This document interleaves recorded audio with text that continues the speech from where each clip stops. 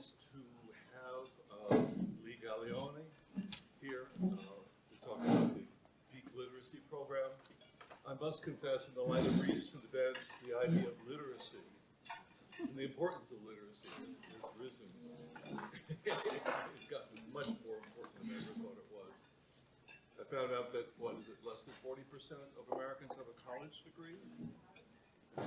That doesn't talk about literacy so much, doesn't talk about comprehension, doesn't talk about critical thinking, it just talks about literacy in some sense. So I'm very happy to hear Lee here with us today to talk about a grassroots program and maybe expansion for the future. So welcome. We'll make sure it starts here. Turn it on. Hello, everybody. I'm Leah Galione. Nice to be here with you all. Today I am going to talk to you about the village approach to literacy. We're going to go, what is a village approach? Why do you need it? Right? How we're doing that, outcomes, and what's next. You can't hear me? Nope, my husband's going to be very disappointed. Okay, I will speak up. Is that better? Do we have a mic? Oh, I can try and go louder. Is that better? Yeah. Okay. So Louisa Motes is an educator, and she says this: although schoolwork is the teacher's responsibility, students' reading success is our shared responsibility. She's a nationally recognized authority on how children learn to read and why some struggle to learn. Gone are the days when you can just send your child to school and expect that they're going to get everything that they need, right? That is just not the current, iteration of public schools here. So I'd like to propose that we need a village approach. This top graph here shows the average reading scores in grade 4 and grade 8. Over here on the left-hand side, you're going to see that was in 1992. And now we're in 2024, but this was taken from 2022 data from the National Assessment of Educational Progress, the NAEP. Okay? And so flat data means do something, right? Nothing has changed. Thank you so much. Is this better? Yeah. Oh, yeah. Okay. Nothing has changed in many, many years for our most vulnerable students. 83% of low-income children cannot read proficiently by the end of 3rd grade, according to the Annie Casey Foundation. We know that reading is the gateway to future success. Children who aren't reading by 3rd grade are 4 times as likely to drop out of high school. Those high school dropouts contribute to 78% of juvenile crime. In nearly 85% of those juveniles and 60% of all incarcerated adults are functionally illiterate. Basically, every study about our prison system shows a link between illiteracy and crime. Here in Alachua County, is not great, okay, and this has been long-standing. So this is the 2022-23 literacy gap between Black and white student performance. And the racial achievement gap, we have 43% of our Black students who are lagging behind their peers. It is the highest racial achievement gap in the entire state of Florida. That is with a world-class educational institution in the University of Florida. You have world-class hospitals. You have Santa Fe with 80,000 college students in the city. And yet, our Black children are really, really far behind. It's not just Black and white. This has to do with economics as well. It's our poor kids, it's minority children, and even our white children also are struggling. This was from 2022-23, grades 3 through 10. And this is just locally here what the proficiency scores are for reading.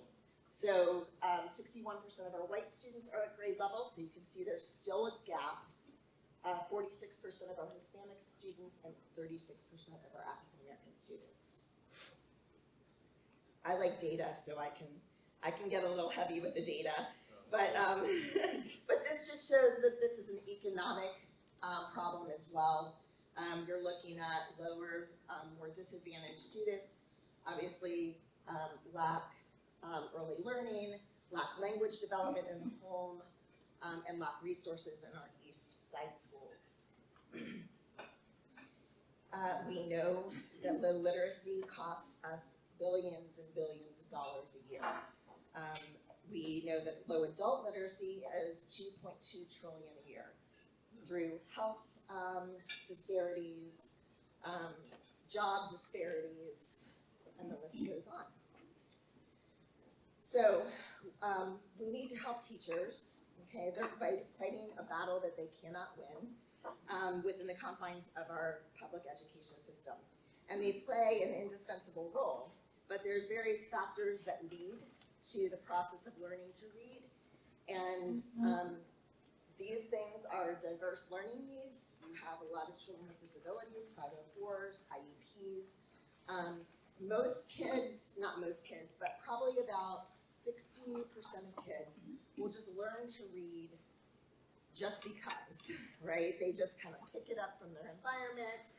They learn in different methods in school, and it just is simple. The other 40% need explicit instruction. It's complex, it can be complex, and there's limited instructional time. There's limited one-on-one time that a teacher can provide. And for a lot of our students, that's exactly what they need. And it's expensive. The work cannot be done only by literacy interventionists. It's expensive, there's too many kids, and there's not enough time. So, what can we do to help? You don't have to be an educator. You don't have to come from have a professor, be a professor in education. You don't have to be a teacher. You can literally teach a kid to read very, very simply. So if we are not impacting change, then we have to change what we're doing. And that slide that you saw at the beginning, where we saw what we were looking at in 1990 and what we're looking at in 2024, and nothing has changed, it's time that we have to do something different. We cannot keep doing the same things. With appropriate resources and effective methods, the disparities in student achievement resulting from unequal opportunities can be reduced. So, what is peak literacy and what are we doing here? So I'll tell you a little story about how I got started. I was given a grant by a local church for 1 year.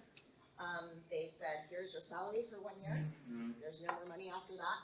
Go figure out how to help kids on the east side of town. So I do not come from a background of education. I come from a long history of educators, but I have 5 children whom I've raised in this community, and we've done everything from homeschool to private school to I don't even know what else we've done. Everything. Every kind of school there is, we've done it with my 5 kids, right? Because they're all different. And so I kind of said, okay, well, I need to involve my community. What resources do I have around me? And so I went to Holly Lane, the director of YouFly. I went to superintendents. I went to school board members, teachers, principals, literacy interventionists, and I began to kind of formulate this idea of what I was going to do. Hands down, they said use Great Leaps. Who's heard of Great Leaps? Any educators know Great Leaps? Okay, Great Leaps was locally founded, actually. Great Leaps has been around for more than 30 years. It's a reading program that has been used in school districts, really good school districts throughout the country and beyond. And this tool was in book form, and it's taught hundreds of thousands of kids to read. And the research on the program was done back in the 90s by researchers at UF. And it was used sporadically in Alachua County, but not with fidelity. And there's been multiple times when schools kind of use it here and there, but no cohesive effort, right? So they said, use Great Leaps. I said, great. Started in January 2020 with 15 kids from Williams Elementary School. And we all know what happened next, right? 6 weeks later, the world shut down. And so I had to figure out, how am I gonna get these kids who are not going to school, were going to school sporadically as it was, and we're already behind, we're talking multiple years behind. What am I gonna do? So I learned, like all of you did probably, fumbled through Zoom, figured out how to use Zoom. Did my mic go off? I think I might have lost my mic. So I fumbled through Zoom, figured out how to do lessons virtually, and then I realized, hey, this is kind of genius. My volunteers don't have to go anywhere, and my kids don't have to go anywhere. They can do their lessons from home. And what it did was we saw the kids kind of just come alive, because they weren't reading in front of anybody. They weren't embarrassed in front of their peers. They weren't missing preferred activities being pulled out of classes. They were at home where they were comfortable. And the tutor also didn't have to drive across town to go work with a student. And so what formed was this really great connection, and what now is the main part of how peak literacy functions. So we take community volunteers, we train them in Great Leaps in a 2-hour training, and we pair them with kids who are struggling in reading. So most of our programs have been done virtually, but what happened from there is that I started getting phone calls from teachers, from principals, literacy interventionists saying, they would call the parents and say, what are you doing? I've never seen scores increase like this. What are you doing with your kid? And they said, peak literacy.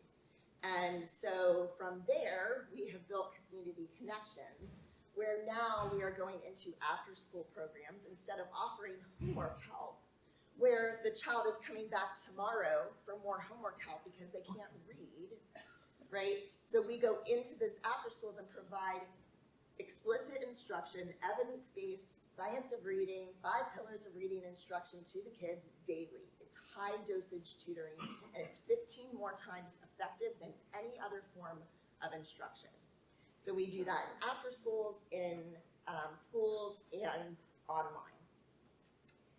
I kind of got ahead of myself, but this is where we're at. We have, we work with Community Partnership School in Homestead, Florida. We have a small pilot in Pasco County, and then most of what we've done is here in Alachua County. My kind of heart bleeds for our county, and this is where I want to keep most of our work. But it can be done anywhere. In fact, some of our tutors have been University of Florida students that go to graduate, and they love volunteering with us. That some of them, I have one in Puerto Rico, one in Boston.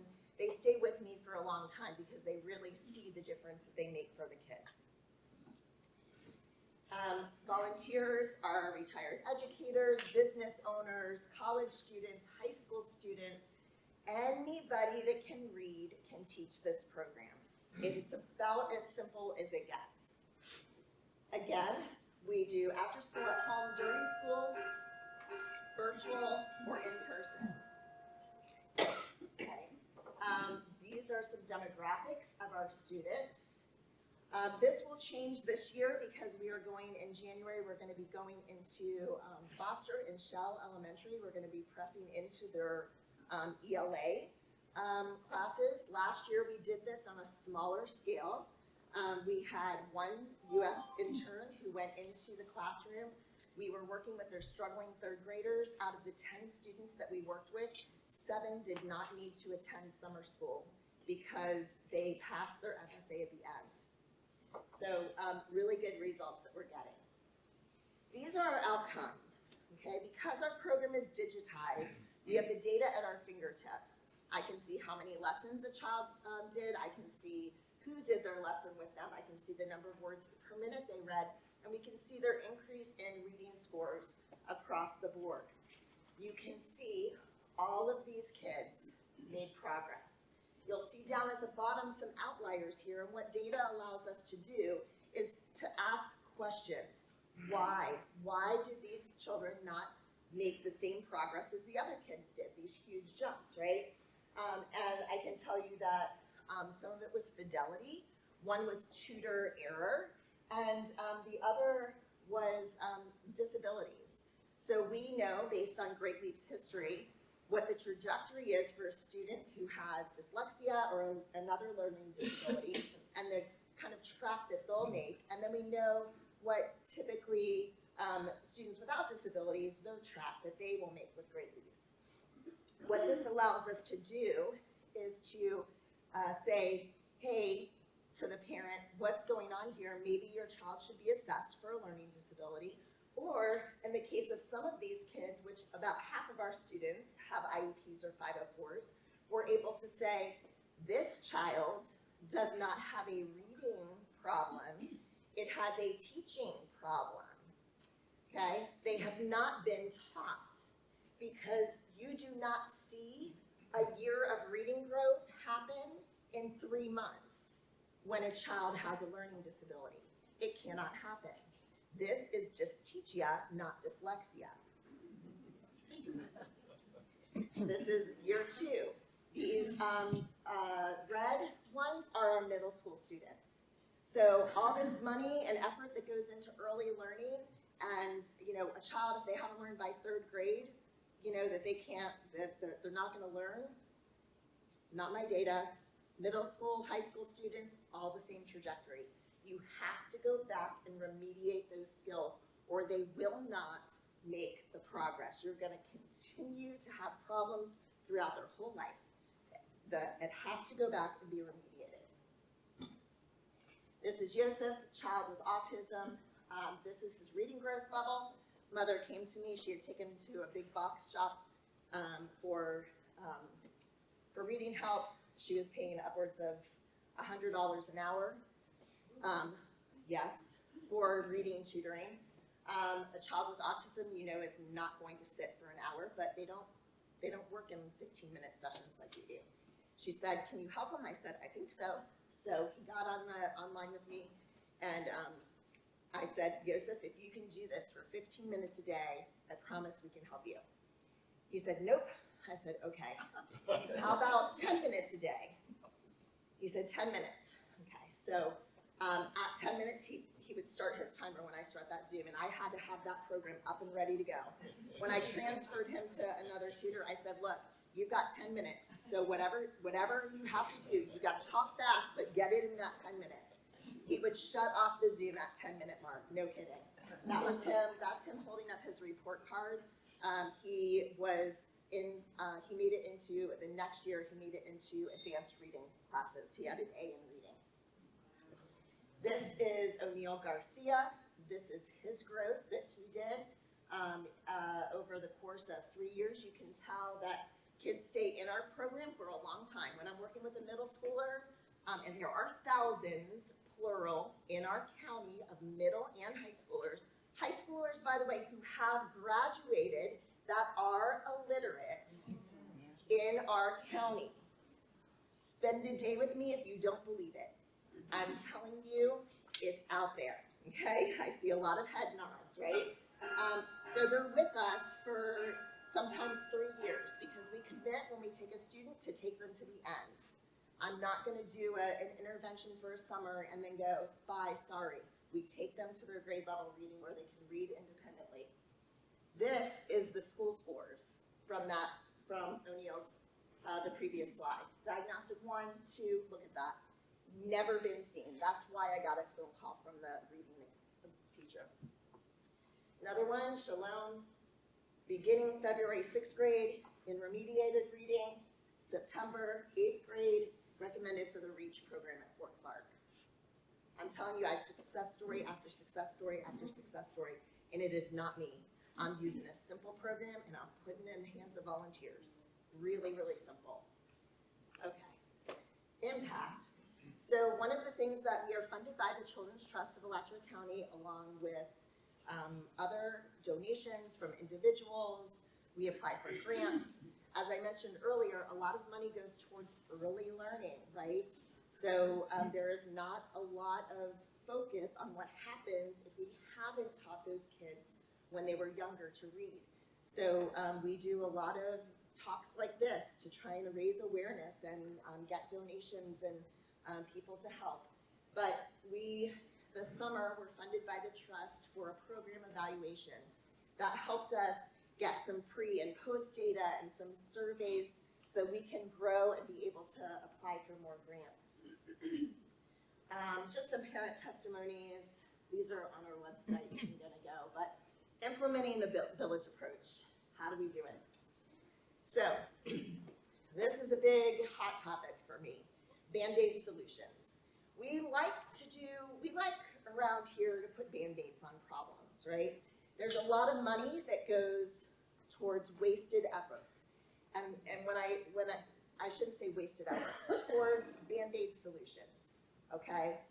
I'm on the board of Books and Cooks, I'm on the board of Gainesville Thrives. They put books in kids' homes. Wonderful thing to do.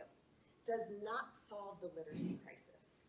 It is a tool that is being put in kids' homes, and of course that's wonderful.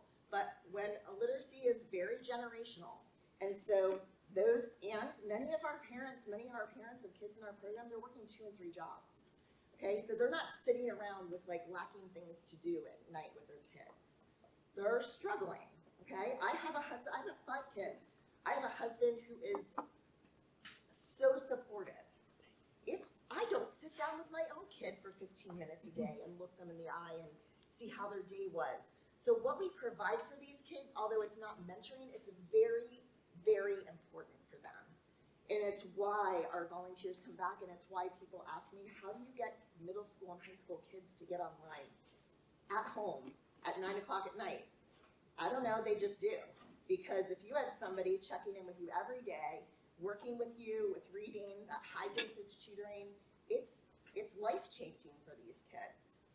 So, Band-Aid solutions. Band-Aid solutions are things like handing out dictionaries to kids, okay, that can't read.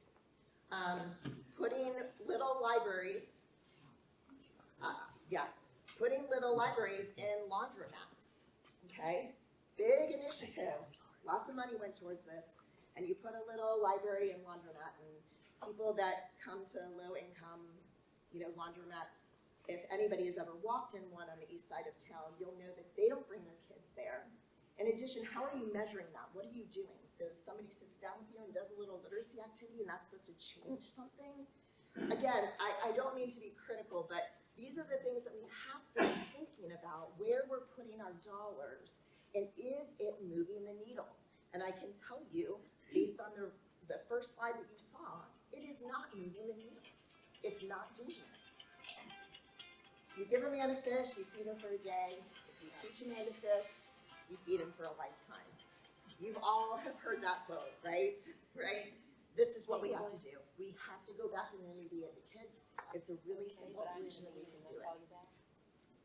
So, how can I help? Spreading awareness. One, there's a lot of families that don't know that we're here. They don't know that this is a resource. We do this for free. We provide this funding for free.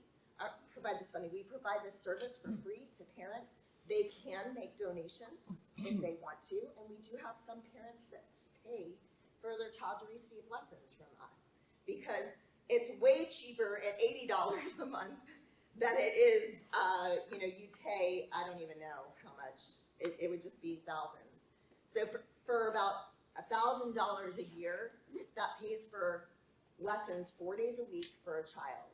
So it's about 150 lessons a year that a child gets for $1,000. It's about $4 a lesson, okay? So we figured out a way to do it inexpensive, very simply, and so just spreading awareness. Speaking at engagements like this where people were like, I've never heard of peak literacy. What's peak literacy? I was at the retired educators meeting this morning speaking with Marcia Kiner, the executive director of the Children's Trust. So the more that we're out there and people know about us, the easier it is to, find those kids and get the resources we need. Volunteering, super simple. I mentioned this earlier. So volunteering is super simple. You attend a 2-hour training, and then we pair you with a student. We will walk you through. There's kind of a handoff that happens, right? And so you can volunteer virtually, or you can volunteer in schools, or you can volunteer at one of our after schools. So I'd like to tell you a little bit about the new initiatives that we have happening in the spring for in-person volunteering. So remember I mentioned that we were last year in Foster Elementary. We worked with 10 students. This year we are shooting to work with 25 students at Foster and 25 students at Chester Shell Elementary in Hawthorne. So we will be going in, we will have a UF intern, and then we will have that with volunteers from the community. You'll be trained in person to do the lessons. You'll come in once a week, twice a week, once a month, whatever you want to do, and you'll do the lessons with the kids. The other opportunity that we have is with Gainesville Police Athletic League, the GPAL program. They are going to be at Williams Elementary and then at Lincoln Middle School 5 days a week for an hour. We'll be working with kids from there. We'll also be in the Phoenix neighborhood. This is a high crime neighborhood. This is part of the gun violence initiative.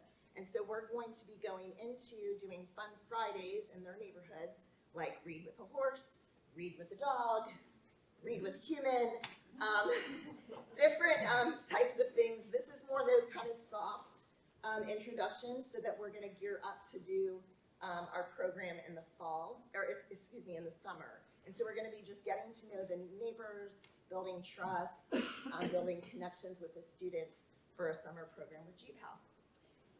So that's our in-person opportunities to volunteer, and just helping us connect with donors and grant opportunities. That's another way you can help. The way that I like to explain what we do is this. About 1960s, there was a guy with a really long last name, and he came up with the idea. He wasn't the one that first found that external chest compressions could save a life, but he was the one that made it what we know today, which is CPR, right? So he developed a way, a method that we still use today. I teach on the side. I teach at Gainesville Health and Fitness in the pool area, so I get recertified every 2 years for the past 18 years, or I've been doing that, or past 30 years I've been doing that. And so every 2 years I go and get my CPR certification, right? So he came up with a plan that in 4 hours you learn how to give life-saving care to somebody in need. Now, do some of those people need surgeons? Yes. Do some of them receive external chest compressions and they don't? Yes. This is the same thing. CPR is used all throughout the world. You take a tool that we know works, Great Leaps, it's been used all over the world. We take that tool, we put it in the hands of people who care, and you deliver life-saving care to a child, okay? The way that you do this is limitless. It can be done anywhere, any way, anyhow, by anyone that can read. Fred Rogers, I know this group knows who this is. When I give my presentation, somebody's like, huh? I know you all know Mr. Rogers, right? This is who I grew up watching, right? He says we live in a world in which we need to share responsibility. It's easy to say, it's not my child, it's not my community, not my problem. But then there are those who see the need and respond, and I consider those people my heroes. I invite you today to respond, to help us with this literacy crisis here in Alachua County. My contact information is here. I have information back there. I understand you're going to ask me some hard questions, so I'm ready for that. But thank you so much for inviting me to be here. Yeah, I look forward to hearing you.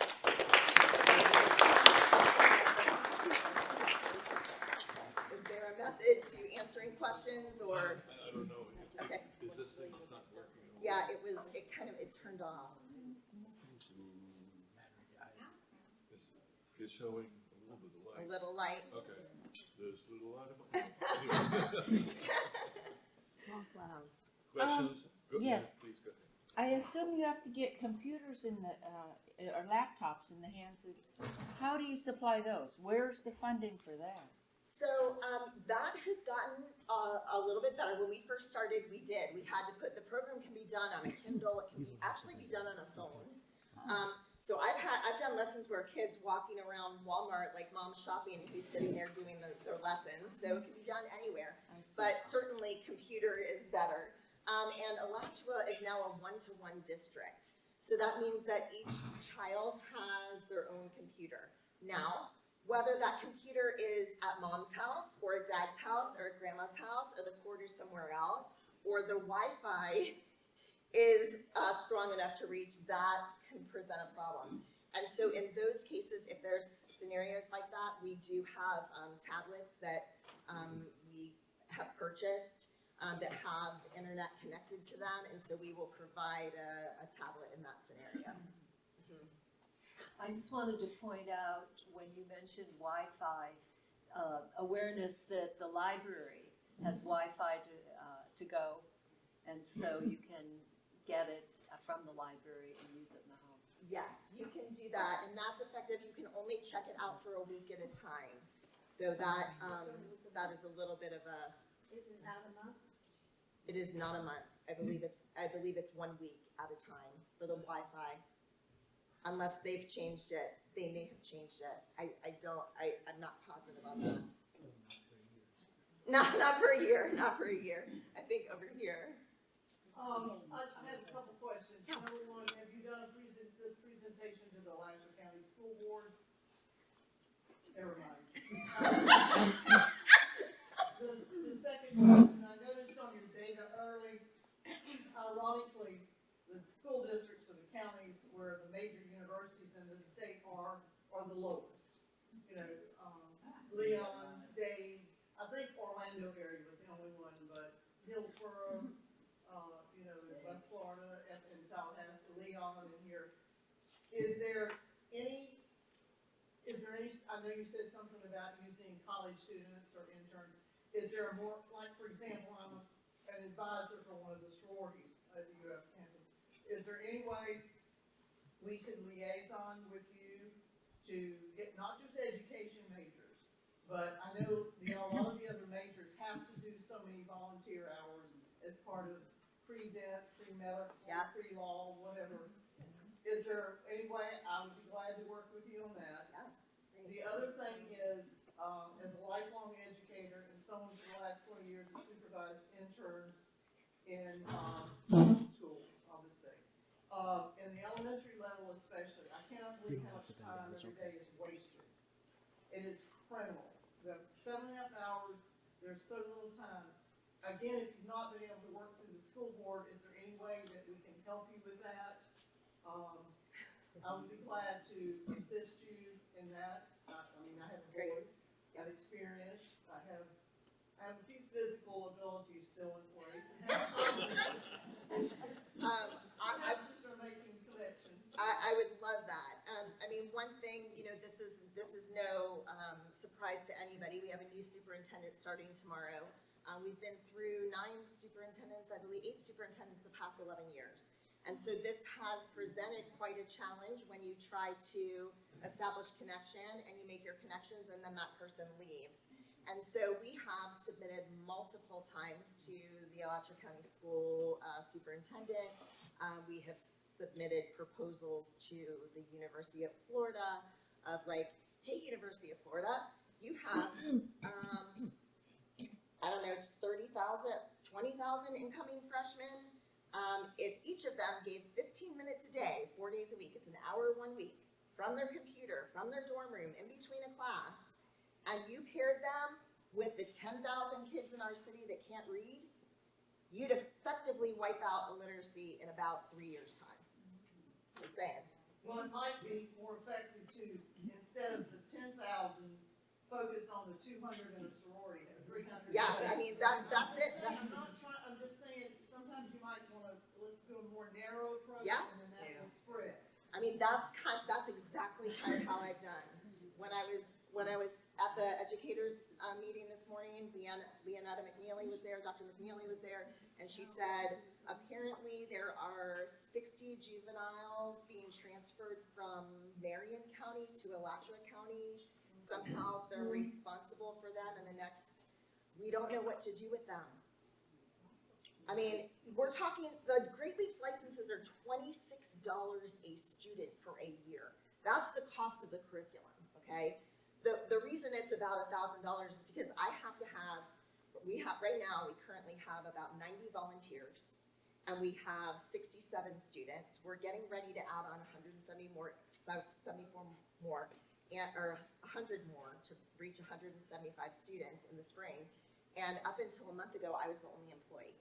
Okay, so I have spread myself thin. I have another employee, but the way that we're expanding in the spring is where we are connected with the FYCS program at UF, and so we have 20-hour-a-week interns. So that's what we're doing. So those connections, every little bit, but you could take a sorority, a fraternity, a high schooler, wherever. The problem for me is bandwidth, right? I have to have somebody overseeing that group of kids, looking at data, training volunteers, doing all that. So that's what takes a little bit of the kind of behind the scenes money. That's also very hard to get grant funded for, by the way. Nobody likes to fund positions. But my program doesn't cost a lot because I've made it as cheap as it can get. Your program is very impressive. Thank you, I appreciate that. Early on, maybe in your first 5 slides, Okay. that there was a chart and it was about children whose parents were disadvantaged, black, but there was another column, it's white disadvantaged students, non-poverty. Now, what does that mean? What is their disadvantage? Oh, I'm changing the wrong slide on my tablet, hold on. Non-poverty? Oh, well, I mean, there are a multitude of reasons why children don't learn to read. We know that students in poverty are at higher risk. But I have white affluent parents that call me often, kids that are in private school, begging me to take their kids. Because, look, it's expensive. Even if you're a 2-income household, it's expensive to get this kind of help for your kid. Literacy interventionists are about $150 an hour if you want actual literacy interventionists.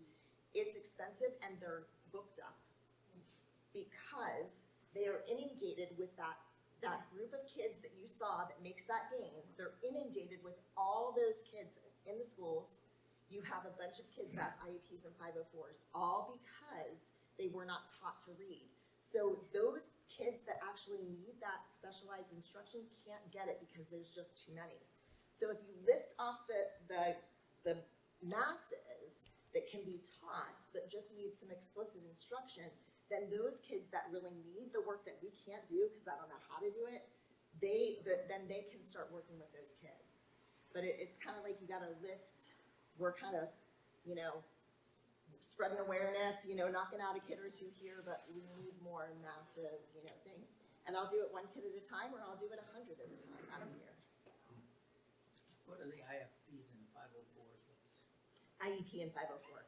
So those are basically schools have to provide, give everyone, what's Can the I word? answer that? Oh yes, please. Please go. Because this is something I work in. Oh great. IEP is Individual Educational Plan. It's for students who have disabilities of some kind or other. It could be physical, it could be a reading, or math, whatever. And it's a plan that the teachers have to follow in order to help that student. It's updated every year. A 504 is a similar thing, but that kid doesn't have a disability that's recognized by the federal government. Okay? And so he might have something that a doctor has recommended that they need a 504 plan for. But yeah, it's the same kind of thing. I'm wondering if you interface with AmeriCorps or have, and I'm thinking a little bit about some of the management issues you were talking about, where it's hard to get grants and things for. are there programs out there that you may interface with that strengthen you and strengthen them? We have a grandson who did 2 years with AmeriCorps on a tutoring program where he met every day, same students, 6 students, through those 2 years. I don't know that the same students have tutored full time, but I can see him being very effective in a program like this and a very effective person to work with. Have you interfaced with any programs like that, or would it be a proper kind of marriage? Yeah, so I did a training in June with all the AmeriCorps volunteers. It was about a 6-hour training. I probably needed another 2 of those to get them ready for being able to do Great Leaps.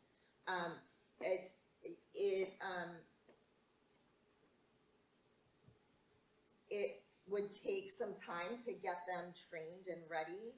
The other issue, the issue that I ran into is that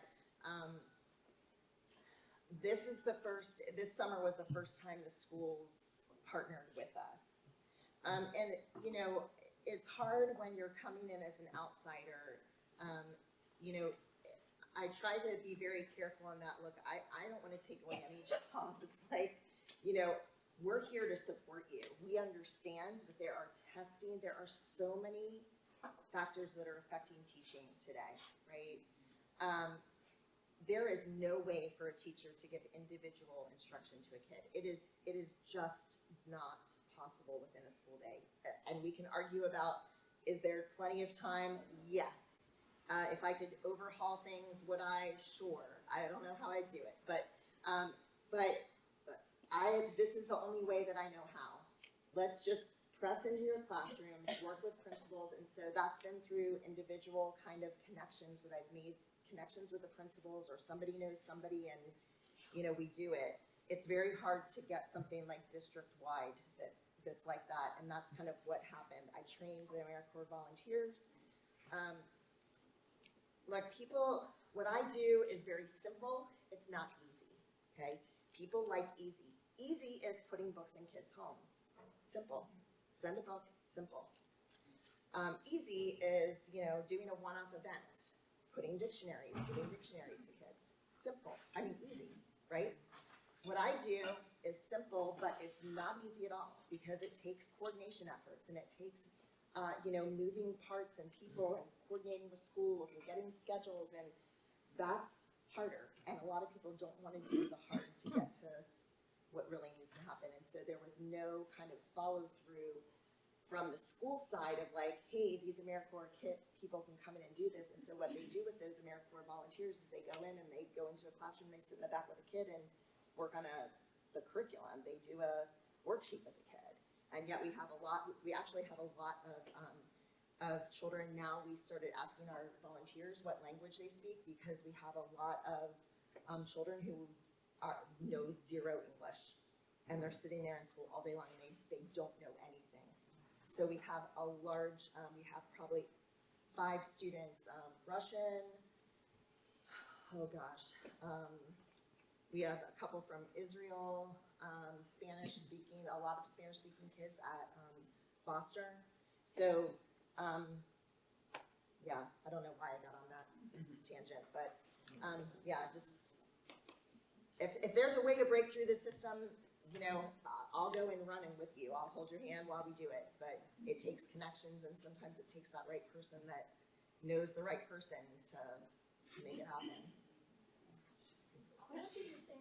Years ago, I took the literacy volunteer class, which was very elaborate, and it required a lot of time and so forth. And I'm curious, your program is so successful. Can you identify in 2 hours, we have a 2-hour training session, what is it that's grabbing the kids that the standard thing doesn't do? Really good question, thank you, because I sat through Youth Fly training as well. It was an hour, it was a 7-day training on their like board, and educators that have been trained for years are still trying to figure this out, right? It's complicated. This is this very simple tool. So Great Leaps, the reason it works and why kids love it is because it's a behavioral model of reading. what I mean is this, it works within the attention span of the child. We all know that in our class, those kids are getting about 15 minutes maybe of instruction, right? So we don't give them an hour. We work within the attention span of the child, which is 12 minutes. So the lessons are scheduled for 15 minutes long. And then it uses what we know changes behavior, which is modeling and, which is immediate correction and modeling. So you go and touch a hot stove, what happens? Pull your hand back, that's the immediate correction. You know you're not gonna do that again, okay? Now, but you don't know what to do, okay? Somebody has to show you, hey Leah, here's a hot pad. Here's how you would get that out of the oven. Now you use this and you do it, right? So the modeling goes like this. I say it, we say it, you say it. I say, we say, you say. So you have phonics, phrases, stories, and depth of knowledge questions. And I go through this in my training. But it's all digitized, so there's no prep work. You literally have a screen, the child has a screen. It's all housed under the umbrella of encouragement, and they don't see their errors are not pointed out, but is that every single day building on what came before it, and that success that breeds success. The other thing that we do is that kids that have reading problems have never experienced success. And so we start them at places that they feel unsuccessful. So when a child starts our program, we back it up. Every child is individually placed. We back it up, we start them in a place where they feel successful. The lessons are about 5 minutes in the beginning, very short. And they're like, yay, I'm really smart. They've never felt smart. They come in like this, they leave very excited and proud of what they accomplish. So small little bits every day, very simple. Yeah. I just wonder, what is considered to be the cause of Alachua County's poor achievement showing compared to all these other counties in the state of Florida? I mean, that is shocking to me that Alachua County would be the worst. I mean, what is that all about? Well, you have to realize that you're going to have a skew because you have higher educated parents, and so then those highly educated parents, their children are going to have more resources, more training, and so that's going to kind of bring up your bottom line. So there is we have to acknowledge that there's that you have kids with much higher reading scores that are going to bring up it's going to make it look worse, right? Okay. What's that? So the gap is bigger? The gap is bigger, okay?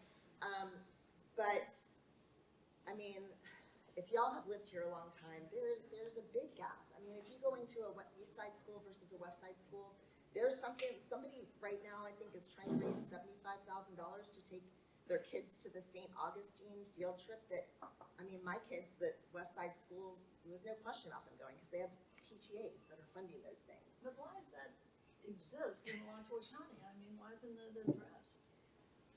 Alachua County has the greatest disparity between black and white income of the entire state. Is that right? And universities attract a lot of highly educated people that create that kind of disparity. So it's no surprise that the ones that have the universities have the greatest disparity. I see.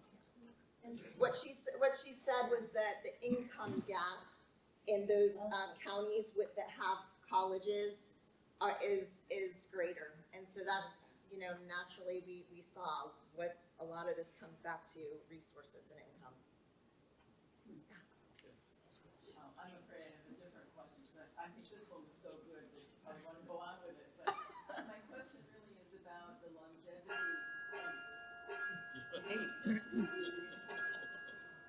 and perhaps the retention of your tutors. Because I was looking at this in terms of how can I identify feeder programs that would get you the kind of tutors and the number of tutors that you want. And of course, I think you already are aware of the Quest program at UF, which requires that students do an internship at some point. So that would be a natural place to go, but you could only guarantee it for one semester, I think. And so then you would have to start over again in terms of training new ones. So what kind of a problem is it? I suspect that you spend half your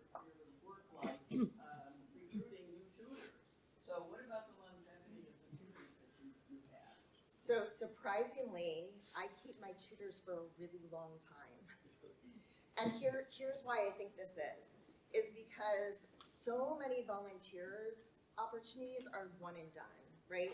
Like we all know, everybody goes to volunteer at St. Francis on Thanksgiving, but what happens the other 364 days a year, right? But if you give people an opportunity to really connect with another child, and you know, I didn't really go through the quotes on this, but like my volunteers, it changes them.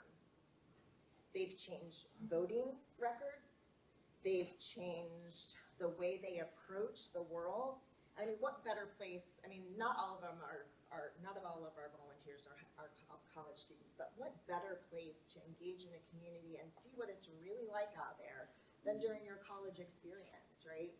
And so they see that difference and they want to keep going because they bonded with that child. So some of them, this is probably a horrible story, but the other day we were going through like data and like making sure everybody's doing what they're supposed to do, and I was like, this kid, where's this kid still meeting with the tutor? And honest to God, Allie, she's a physician at UF. She started meeting with him when I first started 5 years ago. They meet intermediately, but the child is now like almost, sixth grade. I mean, he's reading almost independently, and they read just little bits. But they still meet, and I was like, I didn't even know they were still meeting. But they make that connection, and we try to do some in-person type opportunities as well. We're going to be in the Gainesville Christmas Parade. We're going to have a float, very exciting. And so we try to make that, connection, but most of my volunteers stay with me for a really long time until they can't or, whatever. Yeah. Can I ask just one more question? Absolutely. Friends of the library, when they raise their money for the book sale, I notice it's for a literary effort as part of what the donations go towards. Did you get any benefit from that? I did. For the past 2 years, they've funded our summer program. So we were able to hire, obviously what happens with college students is that over the summer they travel, or even regular volunteers, and so our volunteers drop off. And so we've kind of supplemented that for the people that can't continue to meet with a paid volunteer or a paid person. And so they funded one of our tutors all summer long to provide reading instruction to more than 10 kids, and they've done that. But they do have a limit that you can only get funded for 2 years. So if you know somebody that wants to change that rule, I'd love to get funded by them again. Because it's right in line, right, with what exactly, that's great. So anyway, other questions? More questions? I missed a few minutes of this, but I don't know if this has been asked. Oh, they signed you up to volunteer, by the way. We can't get out of the room unless it's something. Any attention given to the preschool level where kids become familiar with books and to love books even before they can read them themselves? So I'm on the board of Dolly Parton Imagination Library, or of Gainesville Thrives, which funds the Dolly Parton Imagination Library. And so that's a wonderful thing to do. There's a lot of money that goes towards that early reading. And so I tend to focus on, my sweet spot is like 3rd grade and up. I love middle schoolers, I think they're really cool. And that would be like my preference, but 3rd grade reading scores are a hot topic, and that's where schools really are being graded. And so that's where, when we partner with schools, that's really where they want us to work. But Great Leaps, the program that we used, does have phonemic awareness, which is what you would be doing at that stage. And my goal would be that we build out the same way that we're doing what we're doing here, to be able to train parents, because the program's really simple, to train parents or other volunteers to do the same thing with the phonemic awareness. That can be done in groups or anything like that. With Great Leaps, it's $20 a year. So, but there's a lot of effort that goes into that early learning, which is why we don't focus there.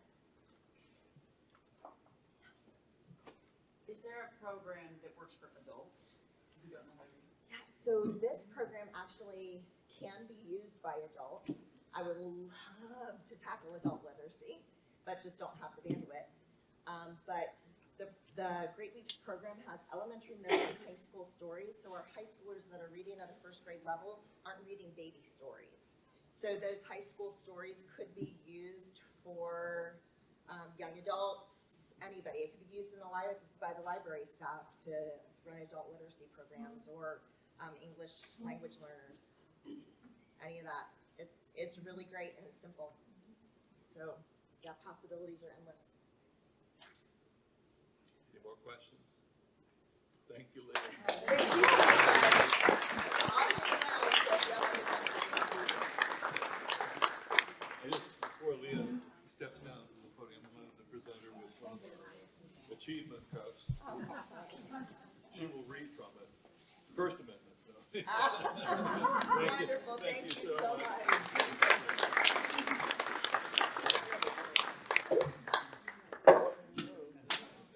Well, there goes the mic. That's what Mike does. I dropped the mic. Mic drop. Couple details for the next forum. We're going to go back to the Cone Library for our next one because this place will be closed up and they can't house us, okay? So, and that will be on the second Monday of December. And the deadline for signing up will be next Monday, a week from now. And we know some people have had some problems with signing up. We're on it. We're trying to work with that and stuff like that. And we'll try to take care of that. Where is the next meeting on? The Cone Library, where we have been leading for the last. Oh, I months. know, the one that's just Yeah. down the road. It's a little bit closer to the center of town. If anybody's interested in working on adult literacy, particularly of our political candidates. I didn't know you could say something. No, that's all right. Free speech. First Amendment, right? So thank you all for coming and good to see you.